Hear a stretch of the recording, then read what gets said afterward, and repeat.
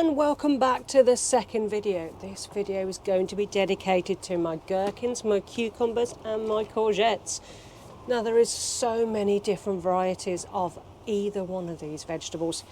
Some prefer a nice warm polytunnel stroke greenhouse, where some will flourish in our summers outdoors, especially the good old courgette, but they really don't like the cold weather. So even though I'm sowing these today, they are all going to be staying under cover or in the home until they germinate, and then they'll stay under a greenhouse or a polytunnel to at least about mid-May. Hopefully by then the nights are warming up just slightly, and this wind that just keeps happening day in, day out, hopefully will reduce somewhat. So what am I going to be growing this year? Well, the cucumbers, I'm going to be doing the Market Moore 76. This for me has worked really well. It grows fantastically outdoors. In fact, it prefers outdoors than being in the polytunnel, because I'm going to be planting an awful lot of chilies and other things in my greenhouse. I haven't got masses of room for cucumbers as well. So Market Moore 76 is a really reliable cucumber to grow outdoors. Doesn't like cold temperatures, so don't be in a rush to get it into the ground. But you can start germinating now, and hopefully within 2 weeks they are big enough to go into your ground. Again, anything like this is a heavy feeder, so plenty of manure or plenty of fertiliser, be it the blood, fish and bone, the chicken manure pellet, or even the comfrey tea, the nettle tea, whatever it is that you're using this year. They love a good feed. So that's one of the things I'm sowing at the moment. Now, some of the families of the cucumbers, and sometimes it is just due to the size, is a gherkin. Now, we've grown gherkins for the last 5-6 years. I do love a pickled gherkin, and there is some varieties that are snacking cucumbers that you can also pickle too, but they've got a little, maybe a bit better taste before they're actually pickled. So this one is just a general gherkin, but I do have a few different ones. Now this is the one that we sowed last year.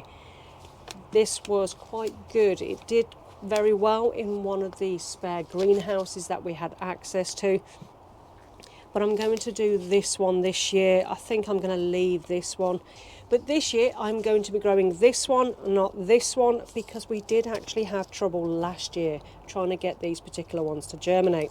So hopefully this year this particular new packet will be a better germination. Now gherkins can grow outdoors, but they are much happier in a covered position, be it the greenhouse, the polytunnel, or even a cold frame if it's one of those tall ones.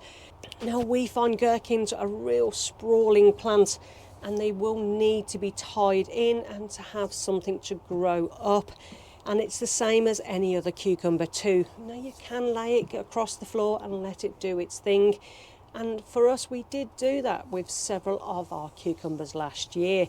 But what you find is the slugs and the snails find those tasty cucumbers that are very close to the floor, and before you know it, you've lost several. Now, the other things that we're growing at the moment is courgettes. Now, courgettes are either a love or a hate. I love courgettes. There is lots and lots of things that you can do with courgette, and one of my favourite recipes is the courgette and blueberry cake, which I can't wait to make a big batch this year. So my courgettes last year were, let me have a look, courgettes were Sunstripes F1s. This was actually really nice. It's a yellow variety. Now sometimes the green ones can be slightly bitter, but these yellow ones were absolutely delicious, fantastic roasted or grated in a cake. I had courgettes added into soups as a bulker. I used it in so many different ways. But I'm also going to be trying a shooting star variety, which again is another yellow. Now apparently this one actually likes to climb up and grows high. Now, most courgette plants will stay in a big lump, a big formation, and they don't get too sprawly.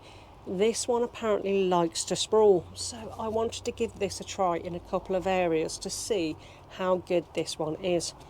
Now, I've seen mixed reviews of this one where people actually said it wasn't as prolific as some of the other courgette plants, but I'll give this a try ourselves this year and see how well these ones actually do. Now, talking of prolific, if you have ever grown courgettes or cucumbers, you may have made the mistake of planting an awful lot of them. Well, our courgettes last year, we had 3 plants, I think, in general. 2 did really, really well at the top half of our plot. The one we had down the bottom didn't do as well because it was a lot more shaded. We had an awful lot of courgettes just off of those 2 plants, and it was more than enough for a family of 3 to have enough courgettes for the whole of the winter.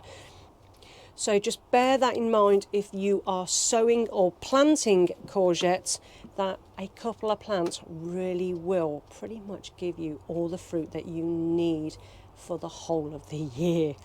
But also bear in mind that, again, it's another one of those plants that slugs and snails love.